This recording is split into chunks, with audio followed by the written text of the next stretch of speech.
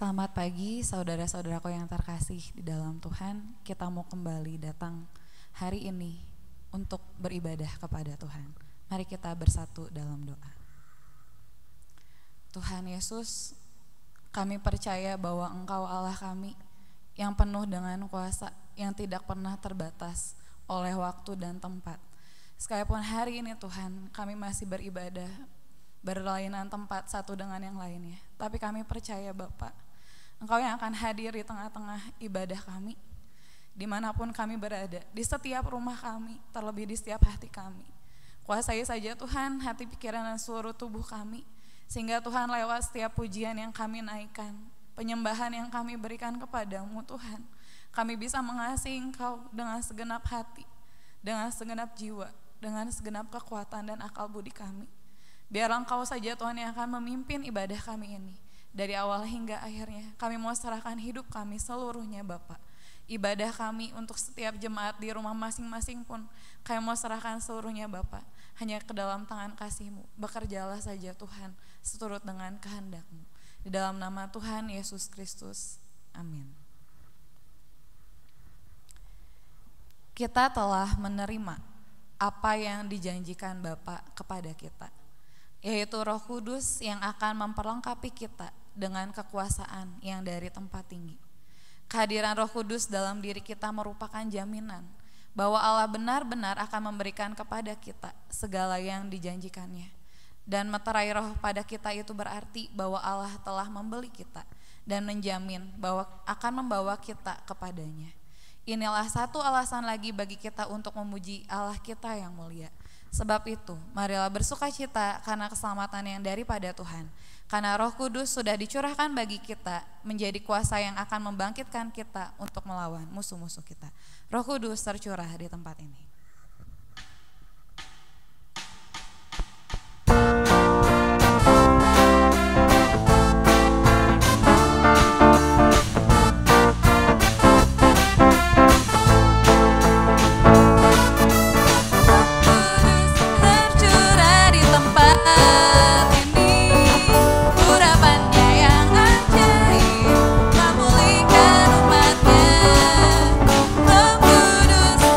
Curah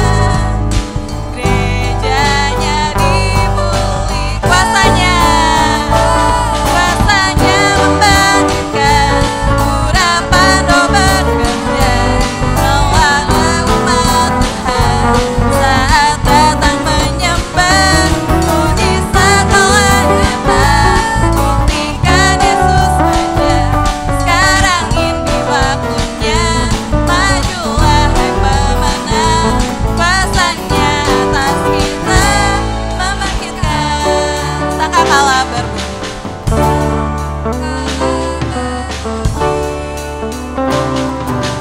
Tanda panggilan kudus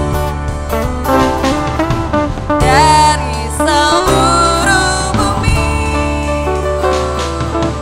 Terdengar suara Kristus.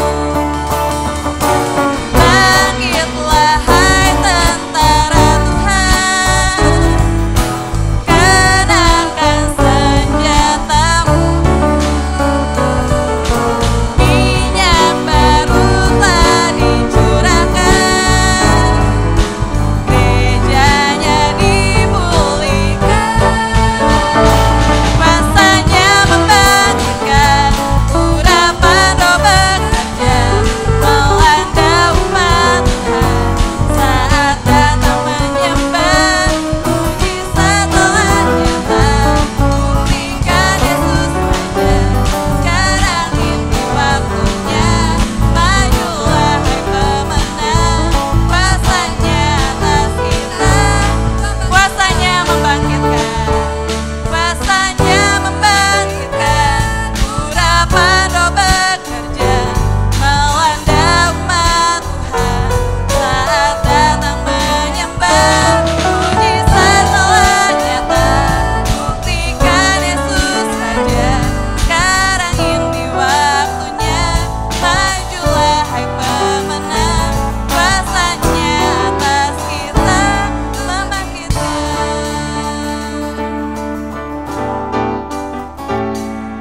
Sekarang telah tiba keselamatan dan kuasa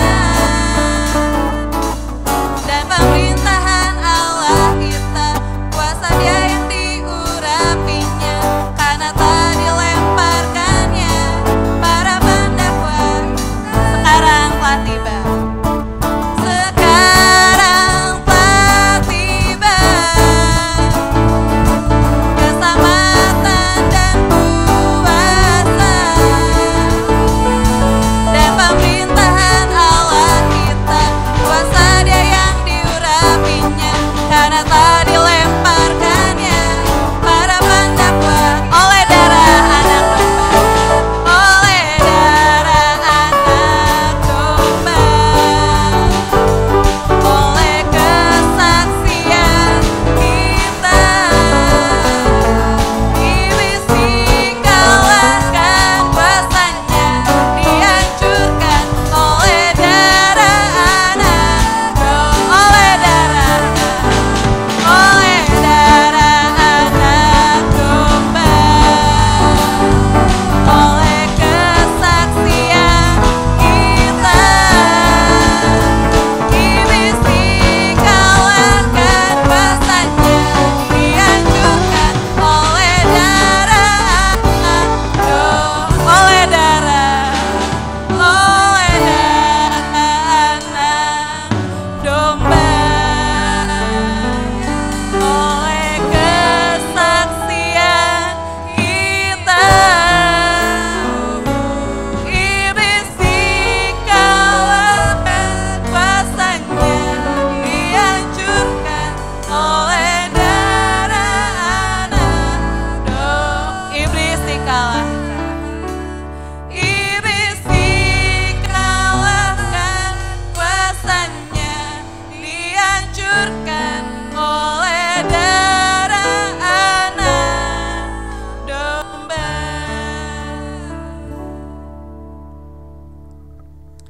Kita bisa menyadari betapa besar kasih Allah kepada kita, dan kasih ini bisa kita rasakan dengan segenap hati kita hanya karena Allah telah memberikan Roh Kudus untuk memenuhi hati kita dengan kasih-Nya. Karena itu Tuhan, hari ini kami minta kepadamu Bapa, bantu kami supaya kami tidak memadamkan roh yang ada di dalam kami. Jangan biarkan kasih yang ada di dalam kami menjadi dingin Tuhan, karena banyaknya kedurhakaan. Tetapi biarlah ada kobaran cinta di dalam hati kami Bapak, sebab sesungguhnya ada begitu banyak orang yang belum pernah mendengar tentang nama-Mu Yesus yang dapat menyelamatkan. Dan hari ini Tuhan, kami mau Bapak Kami rindu menjadi alat di tangan-Mu Tuhan, untuk memberitakan nama Yesus kepada semua orang.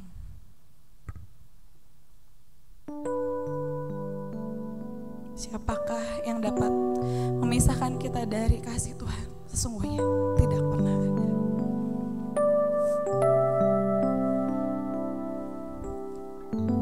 Siapakah yang dapat pisahkanku dari kasih-Mu?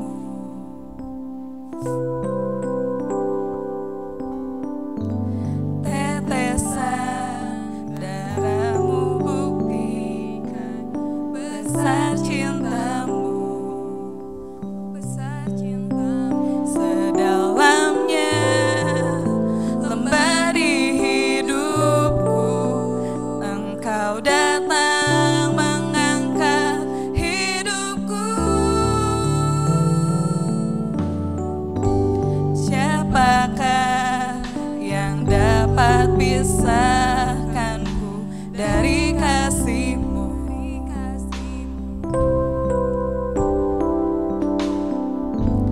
Tetesan darah-Mu buktikan besar cinta-Mu.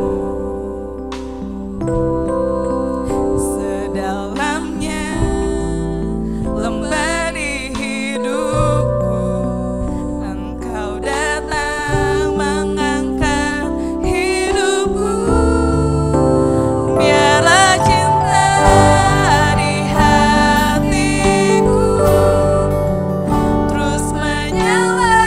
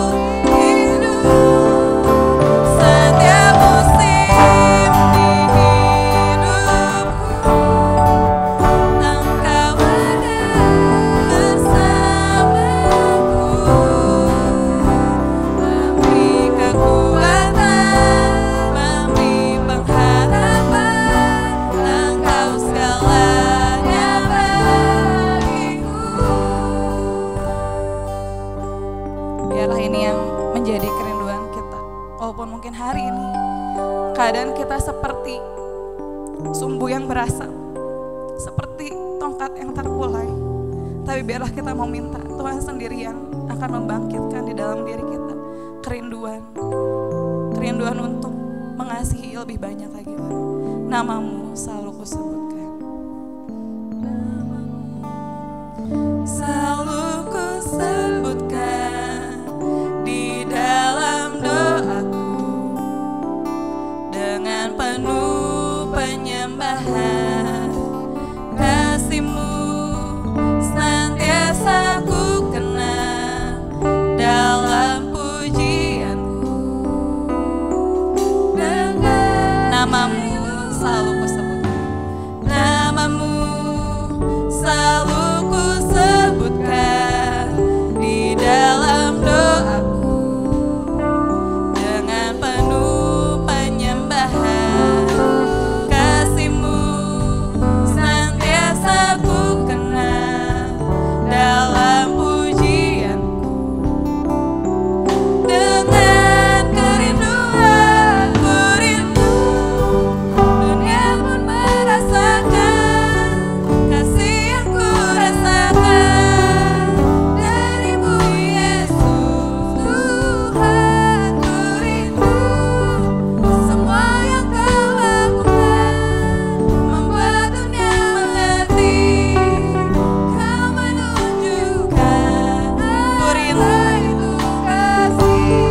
Ku rindu dunia pun merasakan kasih yang ku rasakan dari-Mu Yesus. Tuhan, ku rindu semua yang Kau lakukan membuat dunia mengerti. Kau menunjukkan.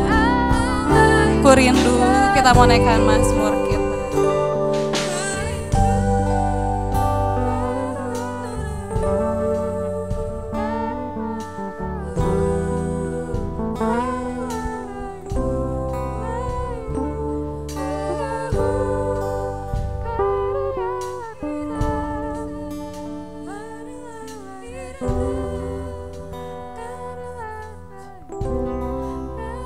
Kau menunjukkan Allah itu kasih.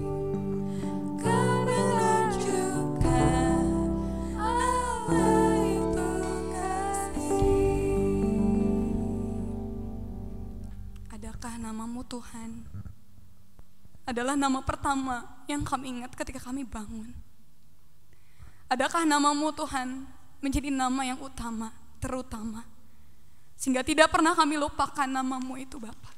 Nama di atas segala nama, nama yang memiliki kuasa, karena di bawah kolong langit ini tidak ada nama lain yang di dalamnya kami umat manusia diselamatkan. Biarlah nama Yesus menjadi nama yang kami cintai, nama yang selalu kami sebut di hari-hari kami di masa pandemi yang belum berakhir ini Bapa. Biarlah kuasa kebangkitan, kuasa kebenaran, kuasa dari nama Yesus itu jugalah kuasa yang akan membangkitkan kasih di hati kami. Adakah cinta untuk rumah Tuhan menghanguskan kami seperti Raja Daud? Adakah Tuhan, adakah cinta itu kuat seperti maut, seperti yang dikatakan Salomo dalam kitabnya? Adakah cinta itu hari ini di hati kami Bapa? Adakah kerinduan itu di hati kami ketika kami ada di rumah kami masing-masing saat ini? Kami yang bertelut, kami yang bersimpuh, kami yang berdiri, bahkan kami yang duduk, kami yang terbaring sekalipun. Cinta itulah yang dapat membuat kami bertahan di dunia yang semakin bertambah gelap dan fana ini. Karena itu Tuhan, biarlah kuasa kebenaran-Mu, firman yang hidup itulah, firman yang berkuasa itulah, firman itu yang mau kami dengar, firman itu yang mau kami renungkan, firman itu juga yang mau kami kerjakan sepanjang pekan ini. Terima kasih, kami percaya Engkau ada, kami percaya cinta-Mu itu kuat, dan biarlah cinta di hati kami pun itu menjadi kuat dan penuh dengan kuasa. Di dalam nama Tuhan Yesus. Amin. Puji Tuhan. Selamat beribadah kembali di dalam nama Tuhan Yesus. Kita berdoa supaya Tuhan sendiri yang melawat kita masing-masing. Biar Tuhan sendiri yang menembus sampai relung-relung hati kita yang paling dalam, untuk membangkitkan cinta yang murni dari kayu salib, dari Kalvari, untuk mencintai Tuhan, untuk mencintai firman-Nya, untuk mencintai rumah Allah, untuk mencintai jiwa-jiwa, untuk mencintai semua orang. Puji Tuhan. Firman Tuhan hari ini berjudul kuasa dan kekuatan.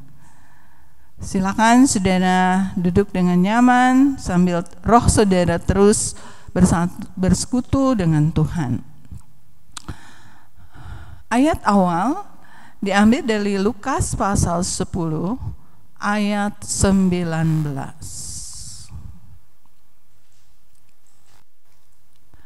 Lukas ayat 19. Kita akan bersama-sama.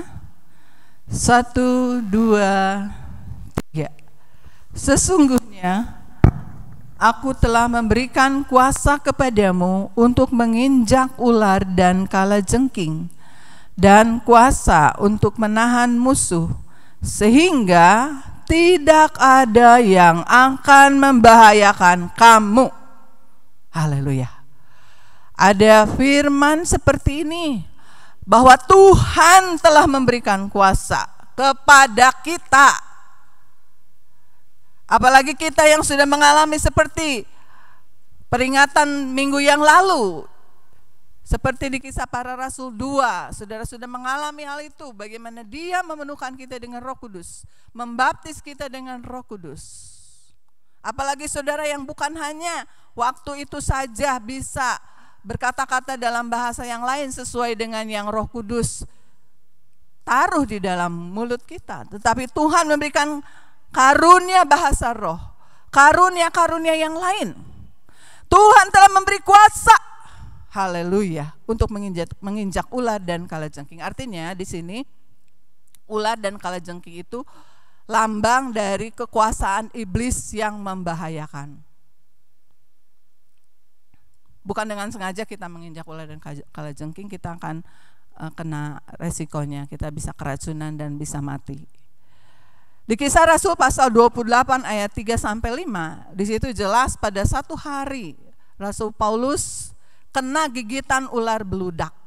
Dan orang-orang daerah di mana di situ orang-orang melihat Paulus kena gigitan ular beludak ini, mereka berkata, ini orang jahat ya. Ini orang yang dikatakan di situ ketika Paulus memungut seberkas ranting-ranting dan meletakkannya di atas api, keluarlah seekor ular beludak karena panasnya api itu lalu menggigit tangannya. Ketika orang-orang itu melihat ular itu terpaut pada tangan Paulus, mereka berkata seorang kepada yang lain, orang ini sudah pasti seorang pembunuh, sebab meskipun ia telah luput dari laut, ia tidak dibiarkan hidup oleh Dewi Keadilan. Tetapi Paulus mengibaskan ular itu ke dalam api dan ia sama sekali tidak menderita sesuatu. Ini dialami jelas-jelas. Ular sendiri secara fisik menggigit, ular berbahaya. Tapi Paulus tidak merasakan apa-apa. Tidak ada pengaruh negatif apapun. Bukan hanya Rasul Paulus, ada seorang pemuda, David Brainerd, yang rindu untuk menyerahkan hidupnya kepada Tuhan. Dia ditaruhkan cinta di hatinya oleh Tuhan, oleh Roh Kudus, untuk pergi ke tempat-tempat di mana orang-orang Indian tinggal dan mereka belum menerima Kristus. Sampai satu hari dia ada di daerah Indian, suku Indian Susquehanna. Di situ dia merasa lelah di sebuah bagian dari hutan. Dia duduk di situ beristirahat dan kemudian dia berdoa. Tapi luar biasa sekali ketika dia selesai berdoa, karena dia tidak tahu ya, dia juga harus merelakan diri seperti misionaris sebelumnya yang pulang tanpa nama. Istilahnya tidak pernah balik lagi, tidak pernah keluar lagi dari kampung-kampung Indian itu. Mereka menjadi martir. Dan dia meminta kekuatan Tuhan. Tapi aneh sekali ketika dia amin berdoa, dia kaget karena ada orang-orang di sekelilingnya yang memperhatikan. Lalu ketika berikutnya dia ke kampung itu disambut dengan gembira. Lalu bertanyalah dia dalam hatinya, ya kami menyambut karena waktu Bapak berdoa, ada ular gelang namanya yang sangat berbahaya dan mematikan, itu udah mau gigit Bapak, ya. Tetapi heran sekali ketika udah pas mau menggigit, dia malah lari seperti ketakutan. Jadi kami tahu Bapak adalah orang kulit pucat yang memang diutus oleh dewa katanya, ya. Dan akhirnya puji Tuhan bisa mengabarkan Injil. Jadi mau gigit David Brainerd tetapi tidak jadi. Itu secara fisik. Secara non fisiknya juga kuasa-kuasa jahat. Bagaimana kuasa-kuasa jahat tunduk kepada Kristus. Berikutnya, ini menjadi doa untuk jemaat di Roma. Sebuah doa dari seorang hamba Tuhan. Semoga Allah sumber pengharapan memenuhi kamu dengan segala sukacita dan damai sejahtera dalam iman kamu. Jadi sekalipun kita punya iman, bisa aja kita punya iman tapi gak sukacita. Bisa aja kita punya iman gak sukacita dan gak ada damai. Seperti dikatakan di Petrus, Lot orang benar, tapi jiwanya tiap hari susah melihat kelakuan-kelakuan yang tidak benar dari orang-orang sekelilingnya. Dan itu jangan sampai terjadi kepada saudara dan saya. Kita yang punya beban untuk ini, untuk keluarga, untuk gereja, untuk masyarakat, untuk Indonesia, untuk dunia. Kemudian tidak ada sukacita dan damai dalam iman kita. Karena kita memusingkan terus sendiri, memikirkan penyelesaiannya sendiri. Hamba Tuhan ini berdoa, semoga jemaat di Roma, semoga saudara dan saya, siapapun kita, semoga Allah sumber pengharapan memenuhi kita dengan segala sukacita. Kenapa bersukacita? Tuhan yang akan menyelesaikan semuanya bagi kita semua masing-masing. Bahwa kepercayaan bahwa Allah yang sanggup melakukan segala sesuatu. Sehingga ada damai sejahtera. Sebab pegangannya bukan pikiran sendiri, tetapi adalah firman Tuhan. Supaya oleh kekuatan Roh Kudus kamu berlimpah-limpah dalam pengharapan. Jadi selalu ada pengharapan. Oh kalau gini Tuhan bisa melakukan begini. Oh lihat yang begini Tuhan bisa melakukan ini loh. Jadi senang. Sehingga kita bahkan bisa di hadapan Tuhan itu penuh senyum ya. Kadang kita menangis terseduh-seduh karena ada yang ditaruh Tuhan. Tetapi ada kalanya kita begitu tersenyum di hadapan Tuhan karena melihat, oh Allah sanggup mengerjakan ini di dalam diriku. Oh Allah sanggup mengerjakan ini di dalam pasanganku, anak-anakku, menantuku, cucuku, buyutku. Perusahaanku, gerejaku, negeriku. 2 Korintus 1 ayat 6. Sehingga kamu beroleh kekuatan untuk dengan sabar menderita kesengsaraan. Contohnya yang gampang di Alkitab Rasul Paulus. Di 2 Korintus 11 ayat 23 sampai 28. Saya mencatat ada kurang lebih 24 kelompok kesengsaraan yang bisa diingat dan dicatat oleh Rasul Paulus. Banyak berjerih lelah, sering di dalam penjara, didera di luar batas, kerap kali dalam bahaya maut, 5 kali disesah orang Yahudi, setiap kali 40 kurang 1 pukulan, 3 kali didera. Didera itu digebuk pakai batang kayu, pakai balok. 1 kali dilempari batu, 3 kali karam kapal. Nah salah satu itu diselamatkan dari laut. Ya, lalu berdiam di api unggun, dan yang tadi di Kisah 28 itu sesudah diselamatkan dari bahaya di laut. Sehari semalam terkatung-katung di tengah laut. Sering diancam bahaya banjir, bahaya penyamun, bahaya dari pihak orang-orang Yahudi, bahaya di kota, bahaya di padang gurun, bahaya di tengah laut, bahaya dari pihak-pihak saudara palsu, dari pihak saudara-saudara palsu. Banyak berjelih lelah, banyak bekerja berat. Kerap kali tidak tidur, kerap kali lapar, kerap kali dahaga, kerap kali berpuasa, kerap kali berkedinginan, kerap kali tanpa pakaian. Siapa yang membuat Rasul Paulus dengan sabar menderita kesengsaraan? Enggak jadi kapok, enggak jadi trauma, enggak jadi putus asa, tidak jadi lari dari panggilan Tuhan. Tidak kemudian menjadi iba diri. Siapa? Itu oleh kekuatan yang berasal dari Roh Kudus. Kisah 1 ayat 8. Ada kuasa ketika Roh Kudus turun. Ada kekuatan yang dibangkitkan menurut 2 Timotius 1 ayat 7. Membangkitkan apa? Membangkitkan kekuatan, membangkitkan kasih, membangkitkan ketertiban. 2 Korintus 1 ayat 12. Inilah yang kami megahkan, yaitu bahwa suara hati kami memberi kesaksian kepada bahwa hidup kami di dunia ini, khususnya dalam hubungan kami dengan kamu, dikuasai oleh ketulusan dan kemurnian dari Allah, bukan oleh hikmat duniawi, tetapi oleh kekuatan kasih karunia Allah. Jadi dalam hubungan sesama, pasti dalam hidup saudara ada orang-orang tertentu yang buat saudara tuh, kalau bisa nggak usah ketemu orang ini lah. Sampai berapa kak lama saya harus terus menemui orang ini, kesulitan ini, dan lain sebagainya. Maka sebetulnya ada kuasa yang Tuhan berikan, yaitu kekuatan dari kasih karunia Allah. Saya juga berdosa, saya juga banyak kekurangan, saya juga banyak kekurangan saya, kejelekan saya itu lebih banyak yang tidak diketahui orang daripada yang orang ketahui. Dengan hal itu kita akan bisa menerima orang, bekerja dengan orang-orang yang memang dipasangkan dengan kita. Memang sengaja Tuhan taruh sebagai jari Allah yang memeras kita sampai hal-hal yang kudus, yang baik, yang karakter-karakter ilahi itu mulai muncul dan menyenangkan sekali, menjadi nikmat hidup ini.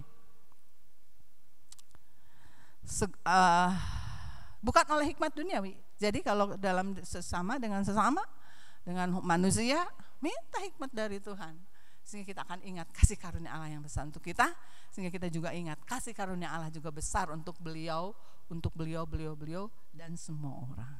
Itu membuat kita tidak ada kesulitan. Ada kesulitan ya, selalu ada kesulitan, tapi bisa mengatasinya. Itu yang penting.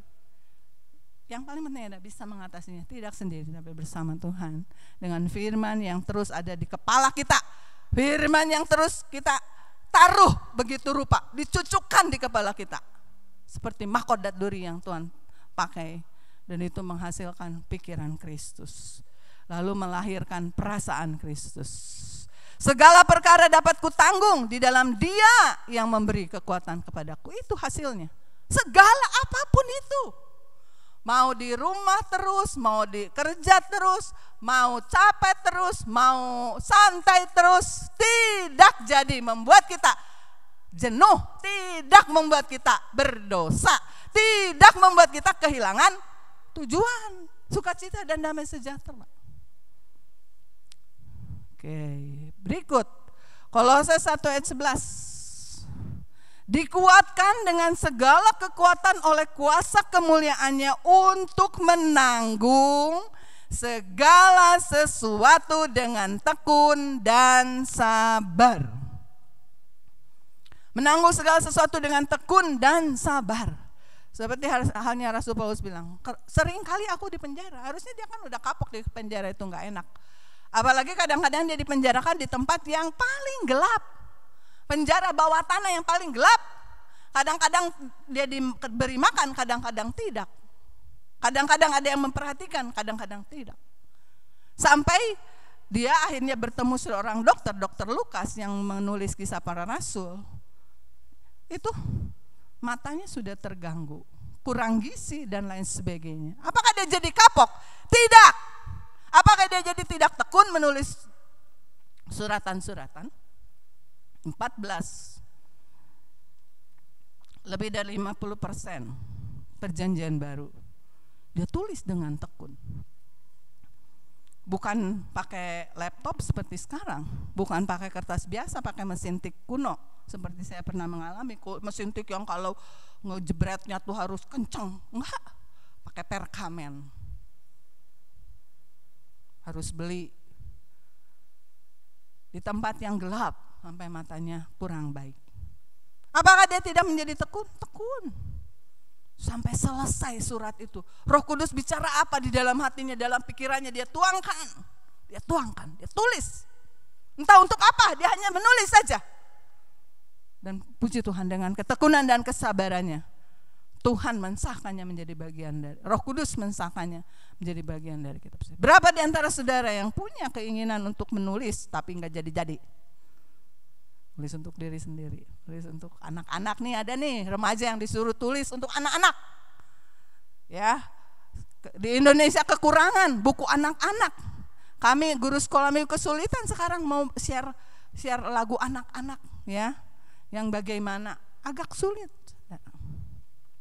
Tapi Tuhan yang menaruh itu di dalam, ini ada kaitannya dengan ayat berikutnya di 2 Tesalonika 1. Kami senantiasa berdoa juga untuk kamu supaya Allah kita menganggap kamu layak bagi panggilannya dan dengan kekuatannya menyempurnakan kehendakmu untuk berbuat baik. Kadang keinginan berbuat baiknya banyak pisan, tapi banyak penghalang sehingga putus asa dan kadang-kadang menyalahkan keadaan, menyalahkan banyak orang.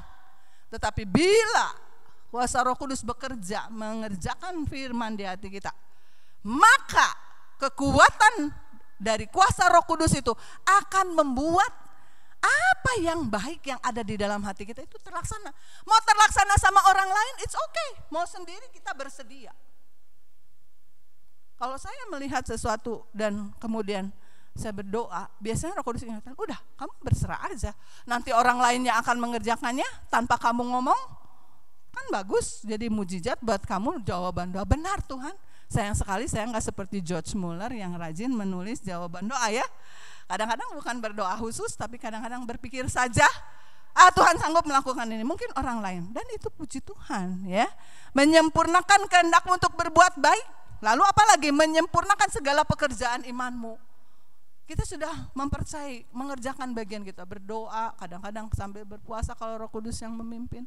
Kenapa saya katakan berpuasa juga di dalam khotbah saya? Berapa kali pelayanan menghadapi roh jahat. Kita tidak tahu bakal menghadapi roh-roh jahat. Tetapi kita menyediakan diri, berpuasa. Kadang-kadang bukan sendiri. Berdua, ada kalinya beberapa orang sehati berpuasa. Tiba-tiba pada sore hari kita harus melayani orang-orang yang kerasukan setan. Kita siap. Menjadi siap seperti itu. Apalagi buat yang sudah mempunyai banyak sekali pernyataan Roh Kudus yang Tuhan taruhkan di pikirannya, di hatinya. Ini minta supaya tidak menjadi putus asa tapi bersemangat dan melakukan bagian kita. Dari mana kita mendapat kekuatan Roh Kudus? Apakah cuma ngawang-ngawang? Ada orang kalau bersekutu dengan Tuhan lalu ngawang-ngawang, lalu lihat di langit ada tulisan, baru dia tahu itu firman Tuhan. Ngawang-ngawang lagi, lalu dia mimpi, di mimpi ada tulisan gini. No, firman Tuhan, Alkitab, buku yang paling hebat itu yang harus menjadi kegemaran. Itu yang harus menjadi sukacita, itu yang harus menjadi paling dicari, paling dinikmati, paling digali, paling diselidiki. Karena di dalamnya ada kekuatan Allah yang menyelamatkan kita. Menyelamatkan kita dari apa? Khotbah minggu kemarin. Segala macam bisa jadi berhala. Pelayanan pun bisa menjadi berhala. Keinginan-keinginan yang baik bisa menjadi berhala.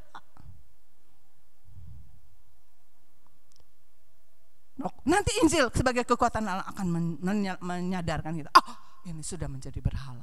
Saya sudah lupa dengan kehendak Tuhan. Saya pikir ini kehendak Tuhan, padahal saya sudah terlalu jauh meninggalkan Tuhan dengan pelayanan ini. Saya sedang berjalan di dalam 1 Yohanes itu ada istilah, seorang yang mengabarkan Injil itu nggak boleh keluar dari lintasan, 2 Yohanes mungkin ya, transgress it, jadi berlawanan arah malah. Tuhan maunya ke sini, kita ke sana. Padahal kita mengatasnamakan ini pelayanan. Pelayanan buat siapa sebetulnya? Tuhan atau saya? Tuhan atau manusia seperti Saul? Udah nggak boleh mempersembahkan korban. Harus Nabi Samuel. Itu kode etik dari Tuhan. Tapi karena banyak orang ribut, keterlambatan Nabi Samuel adalah kehendak Tuhan. Karena hari itu hari pengetesan buat Saul. Apakah akan masuk nominasi untuk jadi raja selanjutnya atau tereliminasi? Keterlambatan Nabi Samuel itu kehendak Tuhan, itu ujian, itu testing. Sayang sekali, Saul sudah terbiasa dengan mayoritas, dengan follower. Memang dia tuh keren, tingginya aja satu hasta atau berapa dari kebanyakan orang. Jadi kalau berdiri di keramaian dia akan selalu kelihatan karena tingginya lebih dari orang lain. Cakap, ya. Jadi ini hati-hati. Kita akan diselamatkan oleh firman Tuhan. Oh, disadarkan, saya sudah menyembah berhala. Berhala yang sumir, berhala yang rancu, seperti bukan berhala tapi berhala. Itu dari mana? Injil sebagai kekuatan Allah. Apalagi banyak waktu, apalagi mata masih awas. Yuk, pagi kita sarapan firman, siang kita, kalau bisa ada sebuah sekolah Alkitab di zaman dulu, kalau mau makan selalu harus baca 3 pasal. Saya kira itu bagus. Dan pendirinya juga memang disertai oleh Tuhan luar biasa. Dan belum ada penggantinya. Ketika beliau meninggal, tidak ada penggantinya. Ya, belum mungkin atau bagaimana. Nah, semoga kita menyadari hal itu. Kisah Rasul 2 ayat 42, mereka bertekun dalam pengajaran rasul-rasul dan dalam persekutuan. Ini sesudah kamar loteng Yerusalem hari Pentakosta, bertekun. Selain bertekun dalam firman, jadi jangan pengennya selalu dapat wangsit. Ayat ini kelihatan di batu, kelihatan di mana, di langit, di mimpi, di penglihatan. No, firman Tuhan itu kita bisa baca sedemikian rupa. Baca lagi ulang, baca lagi ulang. Kadang-kadang untuk pewahyuan satu bagian dari firman Tuhan kita baca keberapa kali.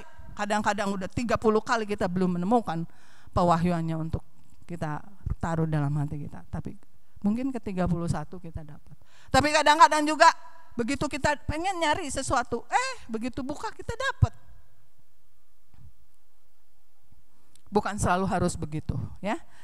Dan berikutnya Ibrani 4 ayat 14 sampai 16, kita mempunyai imam besar agung yang telah melintasi semua langit, yaitu Yesus anak Allah. Baiklah kita teguh berpegang pada pengakuan iman kita, sebab imam besar yang kita punya bukanlah imam besar yang tidak dapat turut merasakan kelemahan-kelemahan kita. Sebaliknya sama dengan kita, ia telah dicobai hanya tidak berbuat dosa. Sebab itu marilah kita dengan penuh keberanian menghampiri tata kasih karunia, supaya kita menerima rahmat dan mendapat kasih karunia untuk mendapat pertolongan kita pada waktu. Ini cara, 2 hal, bertekun dalam firman dan terus masuk dalam hadirat Tuhan. Lalu di samping itu berjaga, Matius 26 ayat 41, berjaga dan berdoa supaya kamu jangan jatuh dalam pencobaan. Roh memang penurut, tapi daging lemah. Mazmur 16 ayat 11, di hadapan hadirat Tuhan ada sukacita melimpah-limpah, ada nikmat senantiasa. Jadi nggak akan bosan mau disuruh di mana juga. Lalu nggak jadi boros karena harus mencari kesenangan, menghabiskan banyak kuota, menghabiskan banyak uang, mencari-cari jalan sehingga kita menjadi marah ketika dipatok, ketika dipersempit gerakan kita. No, sebab itu hadirat Tuhan bisa kita rasakan. Ada sukacita di setiap detil dari hidup kita yang selama ini bikin kita boring, bikin kita bosen, bikin kita pengen ngomong begini, mau sampai kapan hidupku kayak gini terus? No, tidak akan. Mengapa ada yang bosan? Mengapa ada yang putus asa? Mengapa ada yang merasa tidak beruntung, tidak bahagia? Karena tidak menikmati sukacita berlimpah-limpah di hadapan Tuhan. Bukan berarti bersimpuh terus, no, sambil bekerja. Tapi ada waktu kita juga khusus bersimpuh. Kalaupun ada waktu di mana kita begitu sibuk, soal fisik tidak membatasi, ya. Roh kita kiranya menyala. Tadi doa atau kalimat dari pemimpin pujian, jangan sampai kita memadamkan roh, supaya kita jangan jatuh ke dalam pencobaan, supaya jangan kita mengikuti keinginan daging, karena sebetulnya roh kita penurut. Kalau roh kita kuat, kita akan diberi kekuatan untuk menaklukkan daging. Sehingga Rasul Paulus juga berkata, aku melatih tubuhku dan menguasai seluruhnya, supaya jangan aku yang memberitakan ini, aku sendiri yang terbuang. Itu luar biasa. Temukan pengalaman pribadi, bagaimana tiap hari ada sukacita berlimpah-limpah. Tidak harus menutup mata, tapi kadang harus menutup mata. Tidak harus sambil menyanyi, memuji Tuhan. Apalagi saudara yang sudah bisa dengan roh saudara memuji Tuhan. Tidak harus selalu begitu, tapi itu juga sangat penting tiap hari dikerjakan. Lalu kalau kita membaca Lukas 5 ayat 16, Yesus mengundurkan diri. Padahal tuh banyak orang udah dilayani sembuh, tapi Yesus segera pada waktu dia harus berhenti. Dia pergi mencari tempat sunyi, dia berdoa. Lukas 5 ayat 16, akan tetapi ia mengundurkan diri ke tempat-tempat yang sunyi dan berdoa. Dialiri lagi oleh kasih Tuhan, dialiri lagi oleh kuasa Tuhan, dialiri lagi oleh semangat dari Bapa dari sorga. Sehingga ayat 17-nya, kuasa Tuhan menyertai Yesus sehingga dapat menyembuhkan orang sakit. Kalau saudara sudah siap, saudara akan diutus kemana saja. Dan kalau hadirat Tuhan menyertai saudara, saudara di gereja mula-mula, bukankah Petrus tidak menumpangkan tangan ke semua orang? Petrus hanya melewati. Bayang-bayang Petrus membuat orang-orang sakit sembuh. Itu bisa terjadi kepada kita di zaman akhir, lebih dari itu. Paulus, sapu tangan yang dia pakai dibawa ke tempat di mana ada orang sakit yang jauh dan itu sembuh. Tapi jangan seperti itu ya. Jangan selalu seperti itu hanya satu kali saja. Jadi rindukan hal ini. Tapi perhatikan Efesus 4 ayat 30. Jangan kamu mendukakan Roh Kudus Allah yang telah memeteraikan kamu menjelang hari penyelamatan. Saudara dan saya itu sudah disegel oleh Roh Kudus. Tapi segel itu bisa rusak. Dan kalau sebuah segel itu rusak, meterai rusak, dianggap tidak sah, ilegal. Tidak akan diterima. Enyahlah engkau pembuat kejahatan, aku tidak mengenal engkau. Itu kalau meterai rusak. Kalau mendukakan di sini dari bahasa Gerikanya itu melupeite, artinya selingkuh sampai membuat pas orang yang mencintai dia itu terkejut, lalu hancur hatinya dan sangat berduka.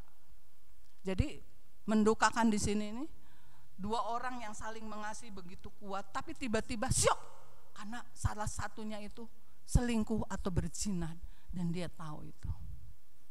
Allah kita Allah yang cemburuan. 1 Yohanes berkata, waspadalah terhadap segala berhala. Aduh, bagaimana?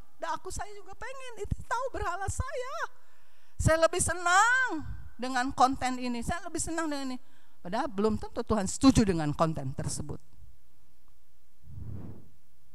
Dan lain sebagainya. Yesaya 63 ayat 10 berkata, jangan sampai Roh Kudus begitu berduka sehingga melawan kita. Sampai Saul yang memang dipilih oleh Tuhan, diurapi langsung oleh Tuhan, memang dia diurapi secara khusus. Tetapi dia tidak menjaga hatinya, iri kepada Daud dan lain sebagainya. Berapa banyak iri hati yang masih belum kita sadari. Saya juga baru sering disadari tapi masih bercokol kayak karat. Kalau aku yang begitu mah diginiin, kalau dianya yang gitu diam-diam aja, nggak masalah. Itu kan iri hati, ya kan? Dia mah diurusin, aku kagak. Pilih kasih nih orang ini, saudara ya, dan lain sebagainya. Belum beres nih hati. Seperti karat. Syukur bahwa ada kuasa Roh Kudus. Syukur ada Yesus yang berdoa syafaat supaya kita tidak lagi hidup dengan pikiran-pikiran duniawi. Apa yang membuat Roh Kudus berduka? Kalau kita bergaul dengan dunia sampai jatuh cinta kepada dunia dan menjadi serupa dengan dunia. Pikiran kita sama dengan pikiran dunia. Cara kita hidup sama seperti cara dunia. Cara kita berperilaku sama seperti cara dunia. Cara kita menanggapi sesuatu hal sama seperti dunia. Itu yang kita akan mendukakan Roh Kudus. Begitu luar biasa dan sampai bisa berbalik melawan. Lihat aja Saul, tadinya luar biasa, tetapi kemudian dia pergi ke dukun. Sekarang apa tidak ada pelayan Tuhan yang ke dukun? Kemarin saya baru lihat ya, baru baca sebuah artikel. Ada beberapa orang pelayan Tuhan pergi ke dukun untuk mempunyai kuasa tertentu, seolah-olah mujizat dari Tuhan, karena persaingan antar gereja, persaingan antar pelayan. Tapi tiba-tiba ditemukan pendeta ini mati. Karena apa? Si dukun mengambil organ-organ tubuhnya untuk membuat kesaktiannya bertingkat. Jangan sampai. Kita akan menyanyi nanti, api Roh Suci bakar hatiku. Dan Yehezkiel 24 ayat 11 tidak ada di ini ya. Tapi di sana dikatakan bahwa itu periuk harus dikosongkan, lalu taruh di atas bara api sehingga kotorannya hancur dan karatnya hilang. Kita harus benar-benar datang di hadirat Tuhan tiap hari. Tuhan, ada seperti yang saya tadi bilang, saya tahu itu iri hati. Kalau saya yang melakukan, saya ditegur. Tapi kalau yang menegur ini melakukannya, dia minta tolong saya untuk membereskannya. Saya iri hati kadang-kadang. Udah tahu itu iri hati tapi masih bercokol. Kita perlu api dari Tuhan. Kita perlu bukan hanya baptisan Roh Kudus, tapi baptisan api. Matius 3 ayat 11 katakan, biar api Tuhan membakar habis karat-karat yang masih ada dalam diri kita dan segala kotoran. Yehezkiel 24 ayat 11, sehingga kotorannya hancur dan karatnya hilang. Kami selama di stay home ya, memang lebih banyak stay home saya sebelumnya juga ya, tapi belakangan ini kita mencari solusi gimana nih supaya si karat-karat ini hilang. Pakai minyak, kalau pakai digosok, pakai sabun, pakai air, berkarat lagi. Pakai minyak, diminyakin aja belum cukup ya. Pakai kita elap, kita minyakin lagi sampai karatnya menjadi hilang. Semoga kerinduan kita dibebaskan dari segala berhala yang kita tidak sadari. Siapapun, apapun, diri kita, pikiran kita, kebiasaan kita, alasan-alasan kita, excuse kita, argumen kita, itu bisa menjadi berhala yang terus membuat kita tidak sukacita, tidak sejahtera, dan tidak bersemangat ya. Kita menjadi jenuh, kita menjadi kadang-kadang putus asa. Tuhan memberkati kita semuanya. Kita akan minta Tuhan bakar hatiku. Di dalam diriku ada karat kotoran yang belum hancur-hancur, dan saya pingin ninggalin kebiasaan buruk ini. Saya tidak mau ketergantungan pada hal ini. Oh Tuhan, ini sudah menyakitkan hatimu, tapi saya tidak berdaya. Saya minta Tuhan hari ini, api Roh Kudus bakar hatiku. Saudara yang belum penuh Roh Kudus, saudara jangan berpikir, oh gak ada pendeta di rumah saya, sehingga saya gak mungkin dipenuhkan Roh Kudus. Siapa bilang? Yang membaptiskan saudara dengan Roh Kudus bukanlah pendeta, tetapi adalah Yesus sendiri. Ketika saudara mengundang Yesus ada dalam hidupmu, saudara ingin hidup benar, saudara cintai firman-Nya, sampai firman itu membuat hati saudara tergetar, sampai saudara sangat rindu akan Tuhan. Dan saya percaya kalau sudah punya kerinduan yang besar seperti itu dari sebelum hari Pentakosta, mungkin ada yang sudah mengikuti 10 hari penantian dan lain sebagainya, di rumah saudara menantikan Roh Kudus. Maka hari ini juga jika saudara percaya, sama seperti saudara percaya bahwa Yesus adalah Tuhan, saudara harus percaya bahwa Tuhan akan membaptis saudara dengan Roh Kudus. Dan tidak cukup hanya itu saja, kita mau berkata yang sudah penuh Roh Kudus, baptis aku dalam api penyucian. Api yang membuat kita jadi lebih tahan, lebih mantap, tidak tergoncang. Karena kerajaan Allah bukan kerajaan yang tergoncang. Tidak ada goncangan, tidak akan balik lagi kepada hidup yang lama. Perhatikan apakah hidup lama yang sudah muncul kembali menjadi berhala-berhala dalam hidup saudara. Merintangi, melemahkan, saudara dibodohi oleh iblis. Iblis membodohi kita dan berkata, kamu gak akan bisa melakukan apa-apa. Kamu mah gini, kamu mah gitu. Tidak, kita akan katakan, Tuhan akan membaptiskan saya dengan Roh Kudus. Tuhan juga akan membaptiskan saya dengan api. Dan Tuhan mempunyai kerinduan supaya saya memberitakan Injil. Berdosalah kepadaku jika aku tidak memberitakan Injil.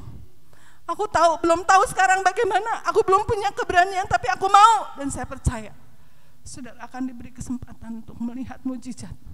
Bagaimana Tuhan akan membuka jalan untuk saudara mengabarkan Injil. Kerinduan kita untuk membawa 1 jiwa tahun ini belum terlihat. Belum ada jalannya, tapi kita berdoa saja, Tuhan. Rinduanku 1 jiwa bisa kubawa kepadamu. Bahkan mungkin kerinduan Tuhan bukan hanya 1 jiwa. Kita menyerahkannya ke dalam tangan Tuhan. Biar api dari Kalvari membakar hati kita. Sehingga segala kotoran, segala berhala kesia-siaan, berhala apapun akan hancur, karatnya hilang. Dosa-dosa yang berkarat, kebiasaan buruk yang sudah berkarat itu akan hilang. Kita menjadi dibaharui dari hari datang ke sehari. Dan saya percaya sama seperti Yesus disertai oleh Tuhan dan dia dapat menyembuhkan orang sakit. Saudara ketika di rumah ada yang sakit, beranikah saudara percaya bahwa bila Yesus menyembuhkan, bahwa karunia kesembuhan akan terjadi. Karena saudara mungkin juga takut kalau kita bawa anggota keluarga kita ke rumah sakit nanti dikira begini dan begitu. Hati-hati yang rapid test. Kalau sarung tangan yang ngetesnya itu tidak ganti-ganti, bisa saudara kena imbasnya, ya. Jadi kita mau datang sama Tuhan. Api Roh Suci bakar hatiku dengan kasih yang murni dari Kalvari. Bukan kasih dari diri sendiri, tapi dari Kalvari. Saudara yang bisa saudara yang bisa duduk saja.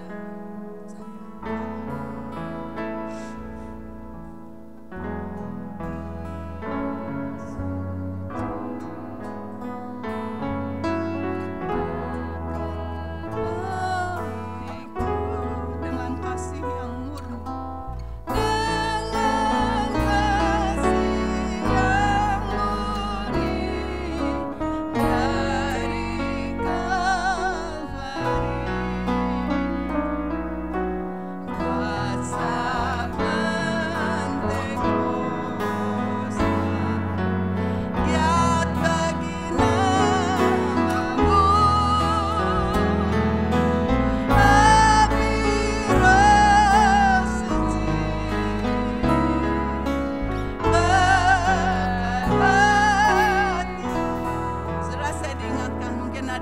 Saudara yang pernah bernasar kepada Tuhan untuk menyerahkan hidup kepada Tuhan dan sangat sulit untuk menempatinya. Hari ini minta kuasa dari tempat maha tinggi. Saudara berserah sepenuh. Api Roh Suci bakar hatiku. Api Roh Suci bakar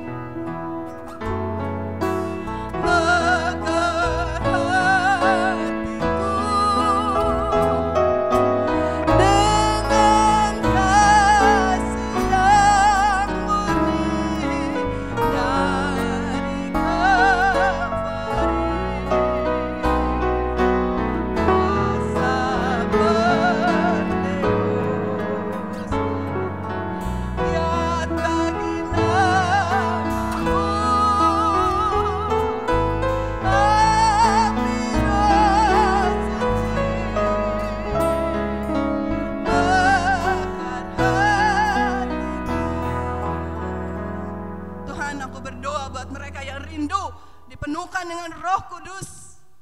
Biarlah Tuhan perbaharui pikirannya. Kami dipenuhkan Roh Kudus bukan karena kami sudah suci, tapi kami tidak sanggup untuk melakukan kehendak-Mu. Kami tidak sanggup untuk meninggalkan berhala-berhala kami.